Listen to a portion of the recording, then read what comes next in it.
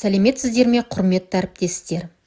Қазіргі таңда білім беру жүйесінде болып жатқан елеулі өзгерістердің бірі қашықтықтан оқыту форматы. 2019-2020 оқу жылының 4-ші тоқсанында қашықтықтан оқыта отырып, оқушының алған білімінің нәтижесін бағалау немесе күнделікті оқушы қандай деңгейде білімге қол жеткізіп жатыр деген сауал бізді де толғандырғаны белгілі. Осы орайда сіздерге қашықтықтан оқыту барысында қалыптастырушы бағалауды жүргізудің тиімді 3 функциясын ұсынып отырмын. Бірінші, қалыптастыру, тәжірибе жүзінде құндылықтар жүйесін белгілеу, қалыптастыру және бекіту.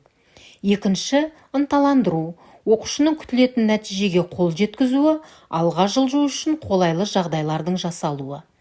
Үшінші, уәждеу, оқушының бойында оқуға және нәтижеге қол жеткізуге деген ынтаны ояту. Біріншіден, мұғалім әр баланың орындаған тапсырмасын көре отырып, жеке кері байланыс түзетулер енгізеді. Мұнда мұғалім мен оқушы арасында асинхронды қатынас жүзеге асырылады. Бұл дегеніміз, оқушы өзінің әлі де түзетулер енгізуді қажет ететін тұстарын тез арада өзгертуге мүмкіндік алады. Яғни, бұл іс-әрекеттер арқылы қалыптастырушы бағалаудың бірінші функциясы орындалады. Оқушыға білім беру барысында мұғалім мен ата-ана тарапынан қолдау көрсетіліп, тиімді пікір білдіру қажет, немесе қолайлы жағдай туғызылған жөн. Осы жағдайда оқушыда алға қарай жылжу, берілген тапсырманы дұрыс орындауға деген құлшынысы пайда болатыны сөзсіз. Нәтижесінде қалыптастырушы бағалаудың екінші функциясы оқушыны ынталандыру жүзеге асырылады. Қашықтықтан оқыту жағдайында оқушылардың тапсырманы орындауда немесе жаңа сабақ материалдарын меңгеру деңгейін анықтау барысында қалыптастырушы бағалаудың әдіс-тәсілдерін тиімді пайдалана отырып, сабаққа деген уәжін, мотивациясын көтеруіміз қажет.